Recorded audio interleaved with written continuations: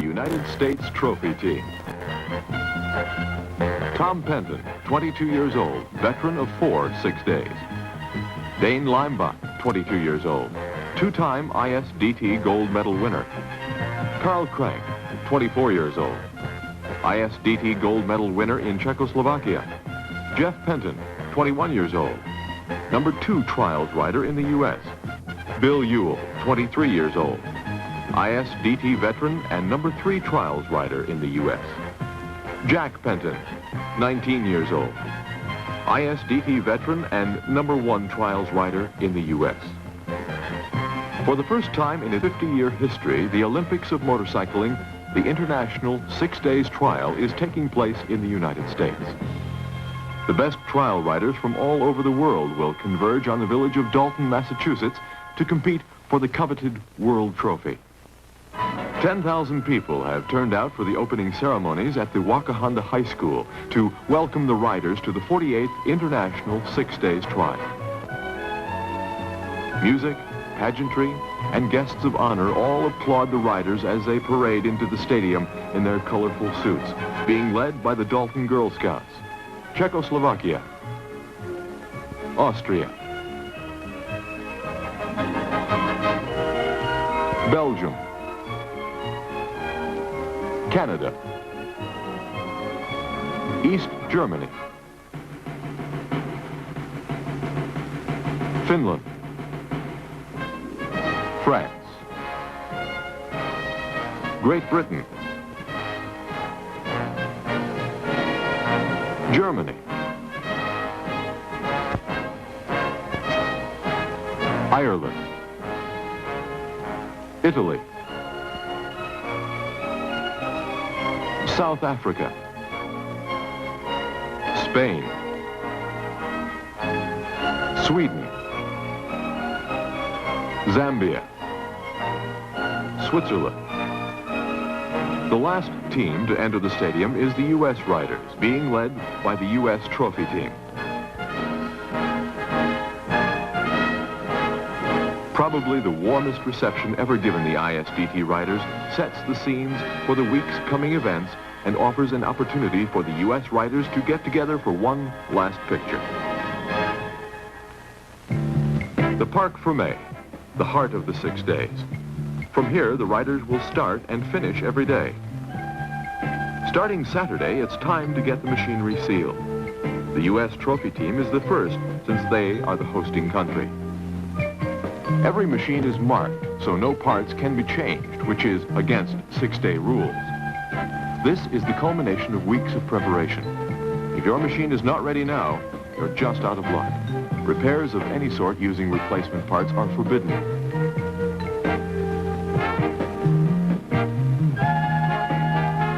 The machine will be paddocked from now on and at the end of each day, with only 15 minutes in the morning and whatever time you may have on the trail to fix, tighten, and repair ailing machinery. For the next 2 days, over 300 machines will be sealed and paddocked for the start of the 6 days. As the riders are getting their machines sealed, cycle enthusiasts from all over the country are converging on Dalton to witness this Olympics of cycling. The Parc Fermé is loaded with riders, crews, and pits. The cycle exhibits are also scattered throughout the Parc Fermé. Vans, campers, and bikes pour into Dalton and the park and speak of the U.S. affluence in motor vehicles and travel. Over 10,000 spectators will be seen at some spots by the world's trials riders. In the entire 6 days, riders will probably ride past 100,000 spectators along the route. We are not going to cover this event day by day, but go to each thing unique to the 6 days.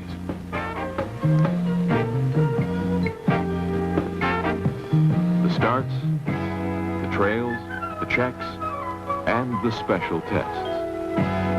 This is what makes up the competition of 6 days.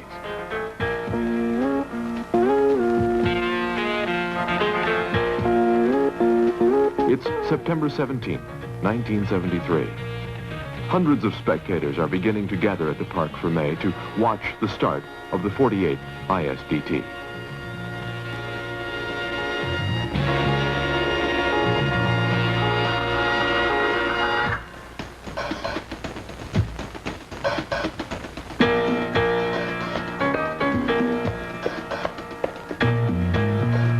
At 6:45, the first riders are entering the paddocks, getting their machines ready to start the 6 days. Italian rider Fausto Oldrati has the honor of being the first rider out as he kicks his 50cc Galera to life. The 48th International 6 Days Trial is officially underway. The starts at the ISDT look innocent enough, but high tension and pressure is in the heart of every rider. Will his machine start after sitting for 2 days? Will it start after 2, 3, or 5 days of constant beating? Will he have enough time, 15 minutes in the morning, to make needed repairs to his machine? Will he start within the 1-minute start schedule or lose valuable bonus points to his score? If you're a foreign rider, what lies ahead in the unfamiliar countryside of the U.S.? If you're a U.S. trophy team rider, will you be embarrassed in front of your peers? Let's watch the trophy team riders leave. Yes, the start is a state of mind. Unlike any other sport, you're standing there by yourself, kicking a machine with 1,000 eyes watching you. This damn piece of metal must start, or you are the center of embarrassing stares and comments.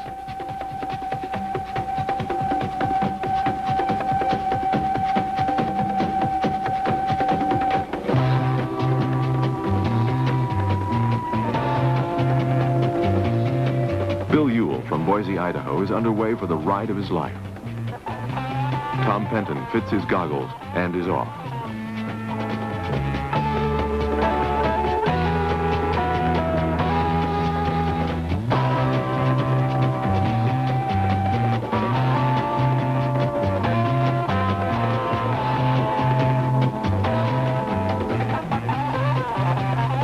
Jeff Penton kicks his machine into action for the most frustrating ride of his career. Jeff Penton kicks his machine into action for the most frustrating ride of his career.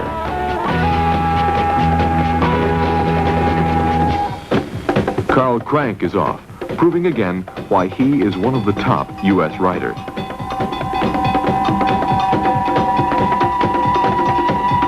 And Jack Penton pulls the finest wheelies of the 6 days. Starts are also funny and exciting if you're the spectator. One of the top Czech trophy team riders can't start his bike on time the first day. The entire BMW team fails to start their machines on time the first day, and German obscenities fill the air as these German giants kick the daylights out of the largest cycles in the trials. Yes, the start. The insignificant start takes on new dimension, because if your machine doesn't start, how are you going to get down the trail?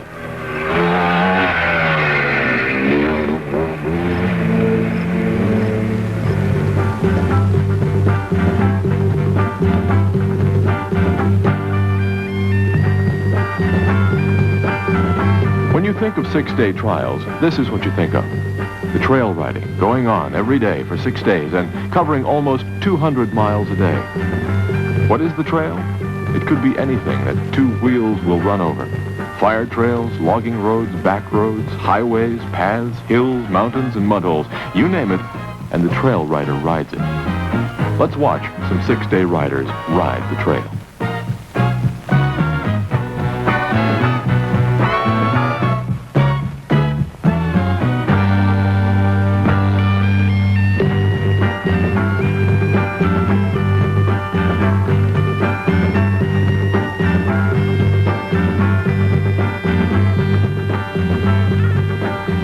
It takes very specialized cycles to run trails.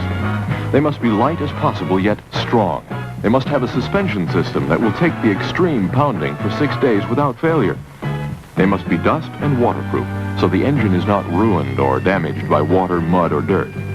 The engines must be strong and flexible to go 6 days without repair or losing their power.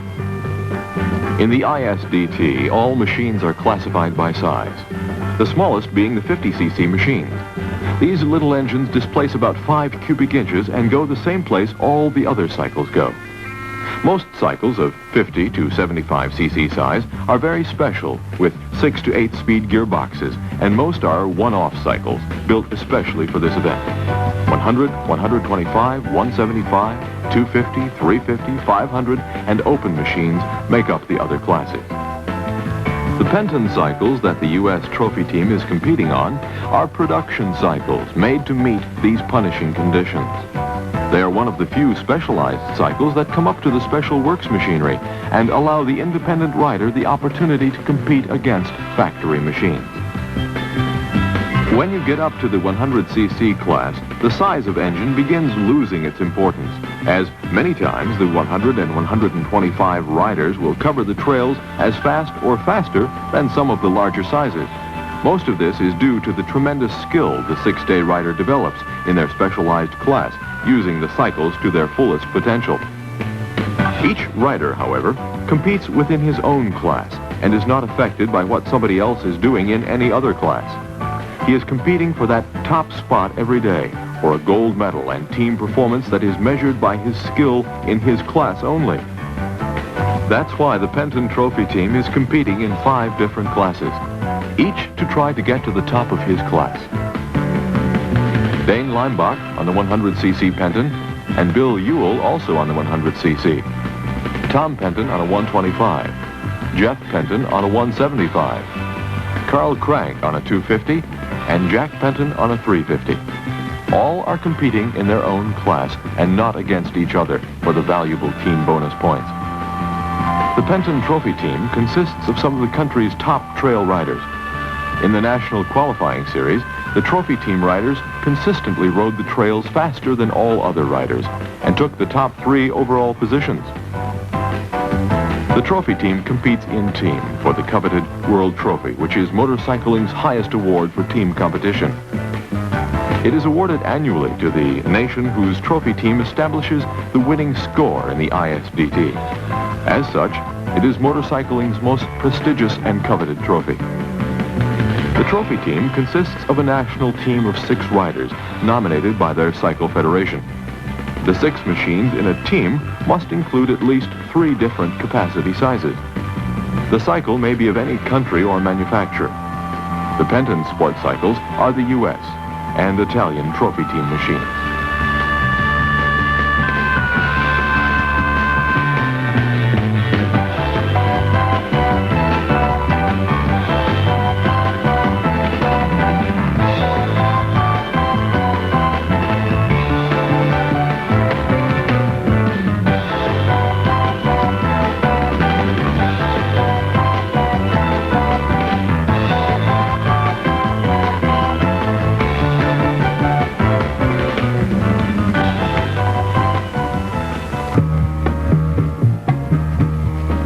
Power line right-of-way, which winds its way through this bog, captures many cycles in its muddy grip.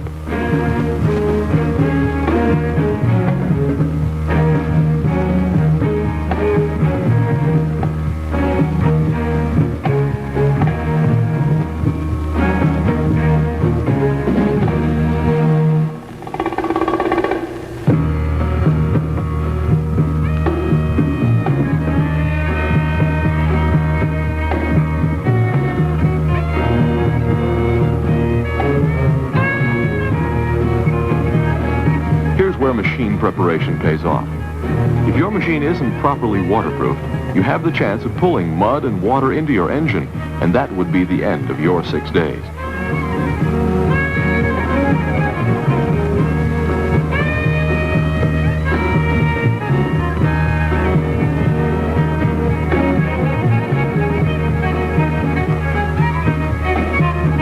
At spots like this along the trail, everybody has a different way of attacking it. Some will be successful, and some won't. The rider must also be wary of the spectator's advice. You either think for yourself, listen to a friend, or listen to the crowd. It's a gamble either way.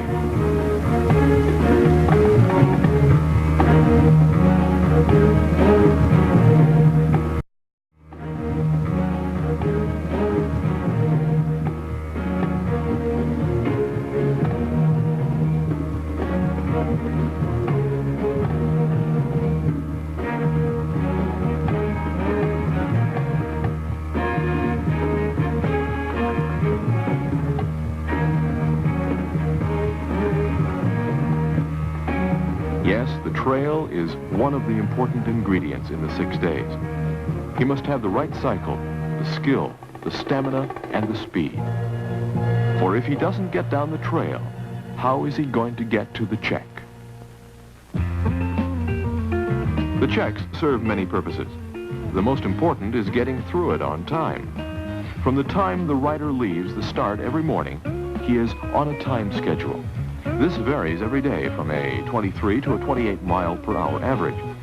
That means the rider must get to a check on time. If he doesn't, he'll lose 1 mark for every minute late over his scheduled time. To show the importance of a check in getting there on time, if the rider loses only 1 mark the entire 6 days, and there are up to 35 time checks during the entire event, he'll lose his gold medal. If the rider loses over 20 marks, then he'll lose his silver medal. Every rider is issued a route card every day. On this card is marked the check and the time he should go through it. The rider must go through on his proper minute. If he goes through the check early, he's penalized bonus points, and his schedule is moved up, so he gains no advantage. But checks are also used to gas and service the cycles. Here the crews for the pits become important. They must get him in, gassed and serviced, and to the time clock at the right minute. Also, the check allows the rider time to service his machine, provided he gets there before he's due out. This calls for oiling and tightening chains and constantly looking for broken parts, loose bolts, and numerous other things that can mean disaster if not attended to.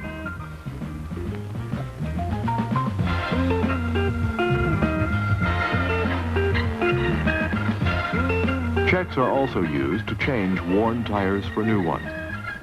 Let's watch one of the U.S. riders, Dave Ames, change a tire. When he's really in a hurry, he can do it in about 4 minutes. A rider is the only one permitted to work on his machine.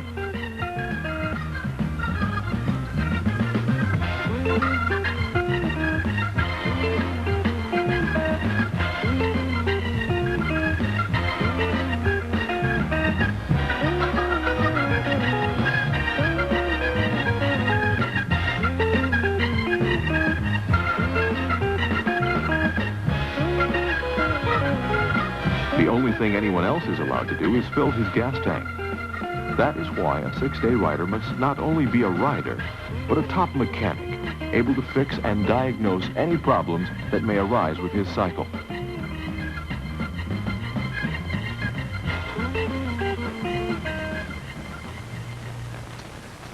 The most important check every day is the night control. Here all the crews and spectators gather at the evening hour to see the rider's return. Tension is always high to see if your rider is going to make it in. You never know if you only saw him early in the morning. It's also important to the rider as he wants to arrive early to fuel up and give his machine one final going over before putting it to bed in the paddock, so he's all ready to start the next morning.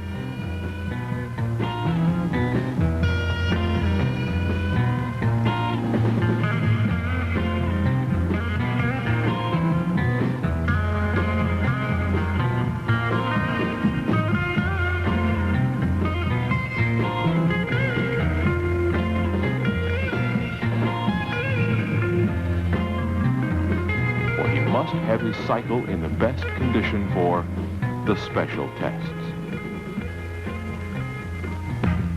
This is the ultimate 6-day test. The one that separates all the riders who have so far made all the checks on time and haven't lost any marks. This is what is referred to as the bonus points, or in other words, the top dogs, the fastest and most skilled riders. On Tuesday, the rain is pouring down, and the riders face the rain, fog, and cold. Let's go to the acceleration test and see what they must do.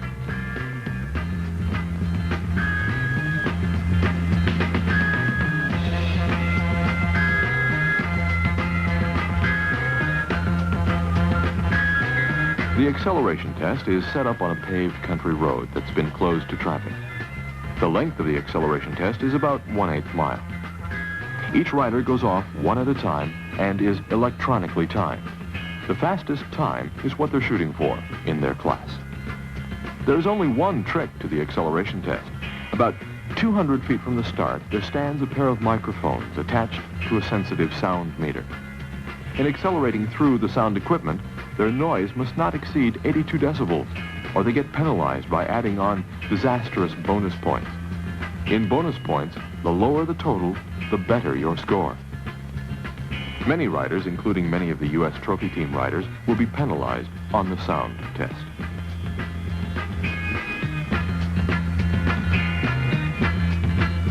Let's watch some of the riders on a better day run the traps.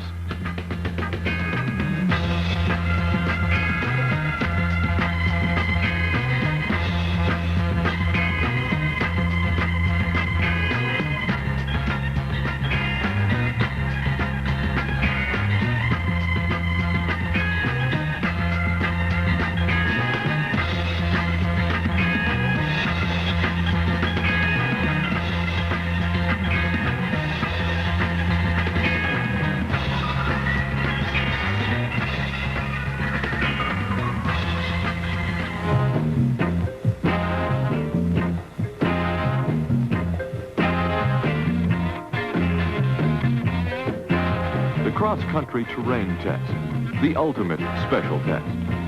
Riders' skill, above all, pays off here. Every day, the riders will come to a place in the course that will run from 3 to 8 miles in length. Here, at a hill, thousands of spectators gather to watch the beginning of one of the terrain tests. Each rider is started at a special time and, at the finish of the test, is timed. Here's where the skill, training, and practice really pay off. For the fastest rider gets the bonus. Gets the bonus.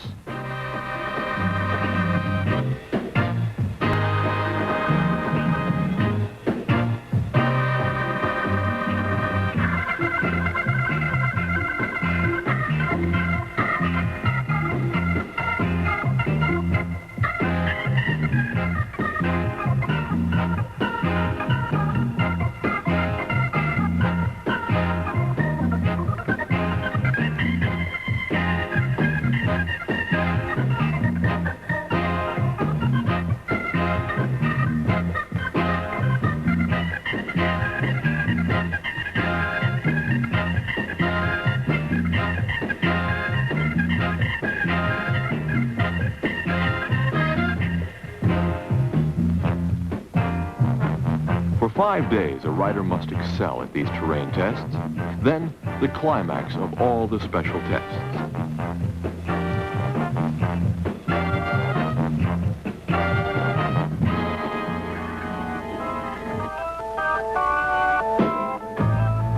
It's Saturday noon, the 6th day.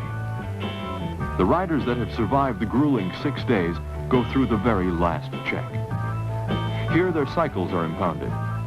Now it's just a wait till their class is called for the final test, the grass track race.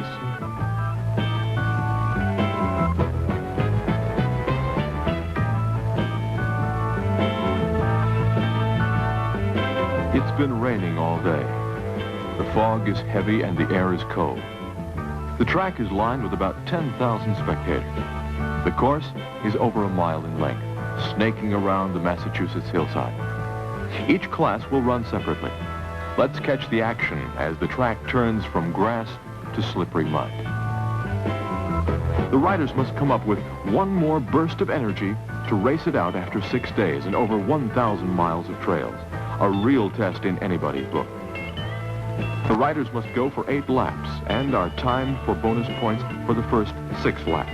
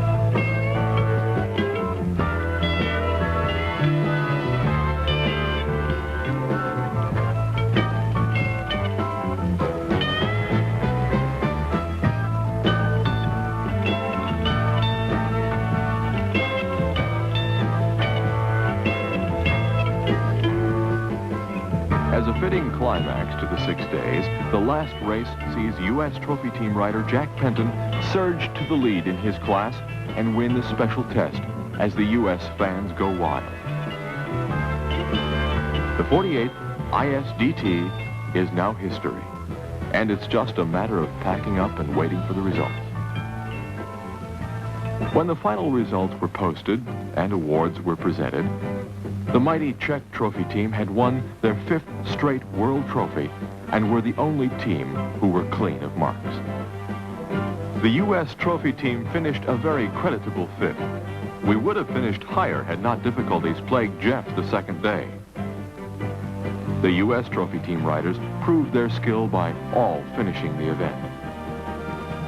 Bill Ewell, the top U.S. rider in the trials, gold medal winner and recipient of the Count Laurani Award.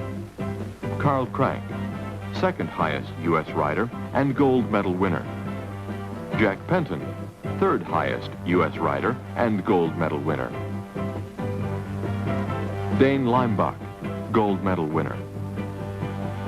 Tom Penton, silver medal winner.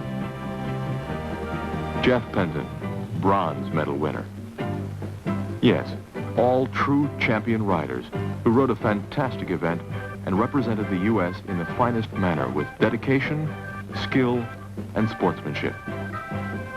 Remember, these riders are not paid, but ride for the love of the sport, as do all the 6-day riders. Also, 4 independent U.S. riders were on Penton. Jim Hollander from Connecticut, the top independent 6-day qualifier. Doug Wilford, who powered his 125cc Penton to a gold medal. 2 first-time 6-day riders, Paul Danick and Joe Barker, who put in fine performances on their Pentons for gold medals. In all total Penton machinery, including foreign riders on Pentons, won 20 gold medals, more gold medals than any other make of cycle. Of significant performance was the U.S. Silver Vase team. Malcolm Smith, Ron Bond, Dick Burleson, and Ed Schmidt, who for the first time won the Silver Vase for the U.S. A tremendous performance. The 6 days is now only a memory. But special thanks must go to Al Ames, the man most responsible for the U.S.'s first ISDT. Al laid out all the trails, special tests, and checks. The trials, by far, was one of the best ever. To the American Motorcycle Association, who handled all the scoring, paperwork, and logistics for the event. And thanks to the hundreds of cycle enthusiasts from Massachusetts who gave of their time for the running, scoring, and policing of the event. To John Penton, U.S. trophy team sponsor, and to Penton Imports, who made this film possible and recaptured a thrilling moment in September 1973.